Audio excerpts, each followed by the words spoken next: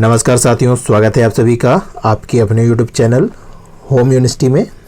दोस्तों, जैसा कि आप सभी को पता है, हम लोग UPTPLSC एसओ की तैयारी करवा रहे हैं, जिसमें हम लोग कॉमर्स वाले पार्ट्स में अकाउंटिंग पोर्शन में रेशियो एनालिसिस तक की चीज़ें हम लोग कवर कर चुके हैं।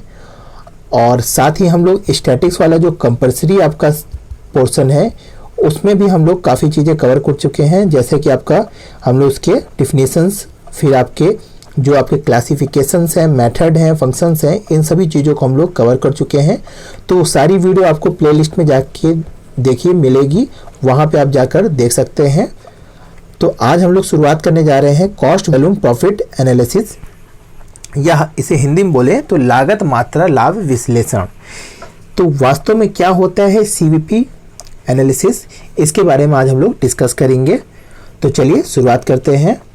दोस्तों, अगर हम लोग इसको आपके शाब्दिक रूप में समझे, या कहें इसके शब्दों को समझे पहले, कि यहाँ पे देखिए कॉस्ट है, वॉल्यूम है, प्रॉफिट है, ये तीन शब्द अलग अलग हैं, जिसको हम लोग क्या करते हैं, यहाँ पे कोरिलेट करने की कोशिश करते हैं। मतलब कोरिलेट करने का क्या मतलब है कि इन तीनों चीज़ों का जब विश्लेषण करके हम लोग क्या करते हैं, इनका संबंध निकालते हैं, तो उसी को हम लोग कॉस्ट वॉल्यूम प्रॉफिट एनालिसिस कहते हैं। जैसे कि आप लोग इस चित्र में देखिए कि यहाँ पे क्या दिया हुआ है कि आपका एक चीज़ क्या होती है, वॉल्यूम होती है या मात्रा होती है। ये आपका किससे संबंध होता है, प्रोडक्शन से। और ये क्या है, आपका लागत है, जिसे हम लोग कॉस्ट कहते हैं।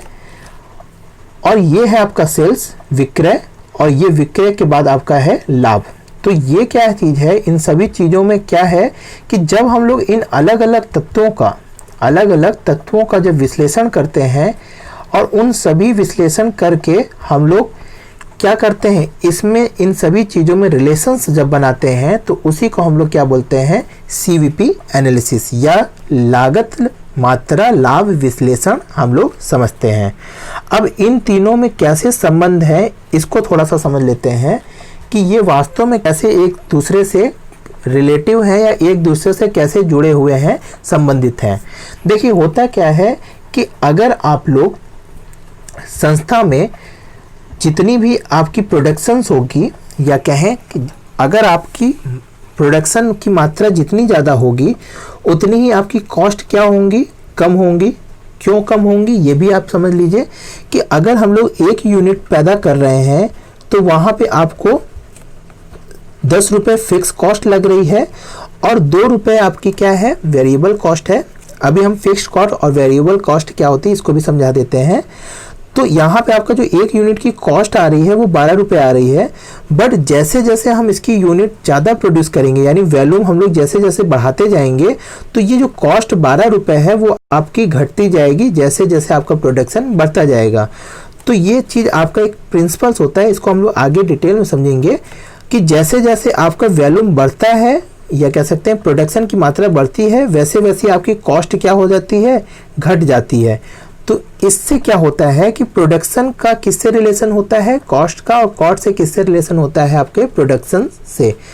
उसी तरह आपका जो सेल्स है, वो आपका जितना ज़्यादा सेल्स होगा, जितनी ज़्यादा सेल्स अधिक होगी, उतना ज़्यादा आपको क्या होगा, प्रॉफिट भी अधिक होगा, क्योंकि प्रॉफिट का सीधा रिलेशन किससे होता है, सेल्स से। तो यहाँ पे यही चीज़ों का क्या है, अगर हम लोग अलग अलग चीज़ों को पहले विश्लेषित करते हैं, और इन सभी को जब एक साथ हम लोग संबंध निकालते हैं, तो उसी को हम लोग क्या बोलते हैं, कॉस्ट वॉल्यूम प्रॉफिट एनालिसिस। तो आशा करते हैं ये चीज़ आपको समझ में आ गई होंगी। अब बात आती है कि वास्तव में हम लोग इस एनालिसिस को करते क्यों हैं, क्या होता है, ये तो आप लोग समझ गए होंगे। पर वास्तव में अगर देखें तो हम लोग इस एनालिसिस को करने का पर्पज, उद्देश्य क्या होता है, तो यहाँ पे ये होता है कि कोई भी संस्था होती है, उसको क्या होता है, अपने सेल्स को क्या करना पड़ता है, ज़्यादा करना पड़ता है। और सेल्स किस पे डिपेंड करती है, आगमों, रेवेन्यू और कॉस्ट पे डिपेंड करती है।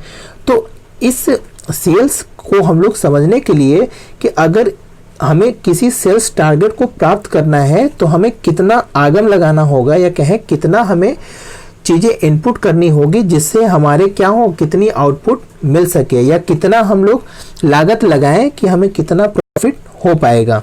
तो इसी चीज़ को हम लोग जानने के लिए या कहें कि सेल्स के अलग अलग विभिन्न स्तर पर अपने लाभों को जानने के लिए जो विश्लेषण किया जाता है उसी को हम लोग सीवीपी एनालिसिस कहते हैं, या इसी विश्लेषण के कारण या इसी जानकारी के कारण हम लोग सीवीपी एनालिसिस कहते हैं। तो अभी तक अगर आपको ये चीज़ें थोड़ा सा कुछ कंफ्यूजन लग रहा हो तो एक बार आप फिर से समझ लीजिए कि वास्तव में कॉस्ट वॉल्यूम प्रॉफिट एनालिसिस होता क्या है। तो कॉस्ट वॉल्यूम प्रॉफिट एनालिसिस चार चीज़ों का आपस में संबंध है, जो हमने भी बताया कि वॉल्यूम, कॉस्ट, सेल्स और प्रॉफिट, इन सभी चीज़ों का जब अलग अलग विश्लेषण करके इनमें संबंध निकाला जाता है तो उसी को हम लोग सीवीपी एनालिसिस कहते हैं। अब ये संबंध कैसे होता है ये भी समझ लीजिए। यही चीज़ हमने यहाँ पे बताया है कि जो वॉल्यूम होती है या मात्रा होती है वो प्रोडक्शन से हम लोग कोरिलेट करते हैं, और जैसे जैसे आपका प्रोडक्शन ज़्यादा होगा वैसे वैसे क्या होगी, पर कॉस्ट आपकी क्या होने लगती है, पर यूनिट कॉस्ट कम होने लगती है, जिससे आपका कॉस्ट जब कम होता है तो आपकी सेल्स क्या होती है, ज़्यादा होती है। आपको पता होगा कि जो चीज़ सस्ती होती है उसको ज़्यादा लोग खरीदते हैं, जो चीज़ महंगी होती है उसको कम लोग खरीदते हैं। तो यहाँ पे कॉस्ट का रिलेशन किससे हो गया, सेल्स से, कि अगर हम ज़्यादा सेल्स करना चाहते हैं तो हमें अपनी प्रोडक्ट की कॉस्ट क्या करनी पड़ेगी, कम करनी पड़ेगी, और जब ज़्यादा सेल्स होगा तो हमें ज़्यादा प्रॉफिट होता है। तो कॉस्ट का और वॉल्यूम का इन्वर्स रिलेशन होता है, जैसे यहाँ पे देख सकते हैं, और सेल्स का लाभ से डायरेक्ट रिलेशन होता है। ये चीज़ आप लोग समझे रहिएगा। और एक चीज़ ये भी समझे रहिएगा कि कॉस्ट का लाभ से भी क्या होता है, इन्वर्स रिलेशंस होते हैं। ये चीज़ भी देख लीजिए कि यहाँ पे जैसा भी समझिए, हमने बताया कि अगर कॉस्ट ज़्यादा होगी तो आपकी प्रॉफिट कम होगी। प्रॉफिट क्यों कम होगी, कि लोग कम खरीदेंगे, और कम सेल्स होगा तो प्रॉफिट भी कम होगा। तो यहाँ पे एक चीज़ देख रहे होंगे कि ये सब चीज़ें क्या है, एक दूसरे से लिंकअप है। लिंकअप मतलब कि एक दूसरे से संबंधित है। इन सभी चीज़ों में, चारों चीज़ों का कुछ ना कुछ रिलेशन एक दूसरे से होता है। अगर एक चीज़ प्रभावित होगी तो ये तीनों चीज़ें क्या होती हैं, प्रभावित होंगी। जैसे कि अभी हमने एग्जाम्पल में समझ लिया था। तो ये चीज़ें आपका ये जो एनालिसिस है इसी को हम लोग कॉस्ट वॉल्यूम प्रॉफिट एनालिसिस कहते हैं। अब अगर हम लोग बात कर लेते हैं कि cost volume profit analysis method क्या होते हैं, तो इसको समझ लीजिए कि cost volume profit analysis method को हम लोग दो रूपों में समझते हैं। एक आपका एल्जेब्रिक फॉर्म में होता है, या हम लोग इसे बीजगणितीय विधि समझते हैं, और एक आपका रेखा चित्रीय या ग्राफिक मेथड में हम लोग इसको समझते हैं। तो आपके जो एग्जाम में क्वेश्चन क्रिएट होंगे वो आपके ज़्यादातर एल्जेब्रिक मेथड से ही क्रिएट किए जाएंगे, और इसी को हम लोग डिस्कस भी करेंगे। तो जैसे अगर एल्जेब्रिक मेथड में अगर चीज़ों को देखें है, आपके इन चारों विधि को हम लोग डिटेल में समझेंगे एक एक करके। और इससे पहले अगर हम लोग इस विधि को समझने से पहले आपको एक चीज़ समझाते हैं, क्योंकि इसमें आपके दो चीज़ें बहुत कॉमन चीज़ें आएंगी कंट्रीब्यूशन को जब हम लोग समझेंगे कि फिक्स कॉस्ट क्या होती है, वेरिएबल कॉस्ट क्या होती है। जो बच्चे पहली बार पढ़ रहे होंगे तो ये आपको कंफ्यूजन करेगा या चीज़ें कोरिलेट नहीं कर पाए, तो इसलिए हम लोग फिक्स कॉस्ट और वेरिएबल कॉस्ट क्या होती है इसको भी समझ लेते हैं। तो कॉस्ट क्या होती है दोस्तों, दो तरीकों से होती है, एक फिक्स कॉस्ट होती है और एक आपकी वेरिएबल कॉस्ट होती है। होता क्या है कि जब भी कोई प्रोडक्शंस होती है तो वो प्रोडक्शंस में आपके प्रत्येक यूनिट में दोनों कॉस्ट क्या होती हैं, जुड़ी हुई होती हैं, या कह सकते हैं कि किसी प्रोडक्ट की जो लागत आती है वो आपकी दो तरीकों से होती है। एक आपकी उसमें फिक्स कॉस्ट होती है, और दूसरी आपकी वेरिएबल कॉस्ट होती है। तो इसको हम लोग यहाँ पे एक एग्जांपल से समझ लीजिए कि फिक्स कॉस्ट क्या होती है, जो आपके यूनिट के जो भी प्रोडक्शंस हो रहे हैं उसके प्रोडक्शन के बढ़ने से आपके फिक्स कॉस्ट में कोई भी चेंजेस नहीं होते हैं, या कह सकते हैं कि अगर आप कितना भी प्रोडक्शंस करते जाएं वो आपकी क्या होती है, फिक्स होती है। उसके प्रोडक्शन से आपके कोई भी, अगर हम लोग यहाँ पे प्रोडक्शन देखें और यहाँ पे आपके कॉस्ट देखें, तो यहाँ पे आपके प्रोडक्शन चाहे जितना आप करते जाइए, चाहे 10 प्रोडक्शन करिए, चाहे 20, चाहे 100, आपकी जो फिक्स कॉस्ट होती है वो क्या होती है, इक्वल होती है, जिसमें कोई भी परिवर्तन नहीं होते हैं। बट आपके जैसे जैसे प्रोडक्शन बढ़ते जाते हैं वैसे वैसे आपकी वेरिएबल कॉस्ट क्या होती है, वो आपके प्रोडक्शन के साथ साथ बढ़ती जाती है। तो इसी को हम लोग फिक्स कॉस्ट और वेरिएबल कॉस्ट बोलते हैं। तो फिक्स कॉस्ट के कुछ एग्जांपल अगर आप लोग जैसे समझिए, जैसे आपका फैक्ट्री जो रेंट होती है वो सब फिक्स कॉस्ट होती है। अगर आप प्रोडक्शन करें चाहे ना करें, आपको फैक्ट्री का रेंट देना ही पड़ता है।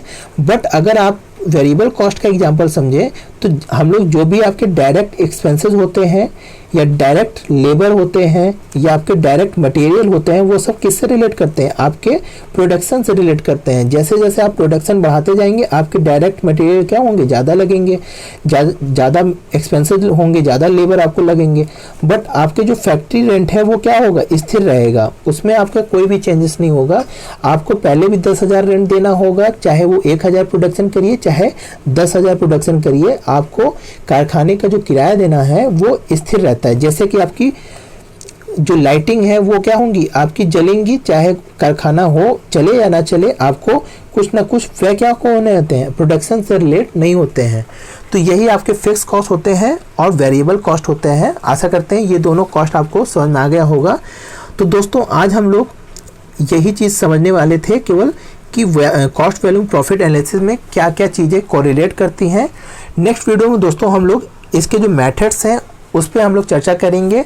चारों मेथड पे बाकायदे हम लोग इस पर देखेंगे कैसे आपके क्वेश्चंस को रिलेट कर सकते हैं। तो आज के लिए दोस्तों इतना ही। आशा करते हैं वीडियो आपको पसंद आई होगी। अगर वीडियो अच्छी लगी हो तो दोस्तों लाइक करिए, और कोई भी अगर सवाल है इससे रिलेटेड करके तो आप कमेंट सेक्शन में पूछ सकते हैं। और वीडियो को ज़्यादा से ज़्यादा शेयर करिए जो भी यूपीटीएपीएससी की तैयारी कर रहे हैं दोस्तों। तो आज के लिए इतना ही दोस्तों। जय हिंद, जय भारत।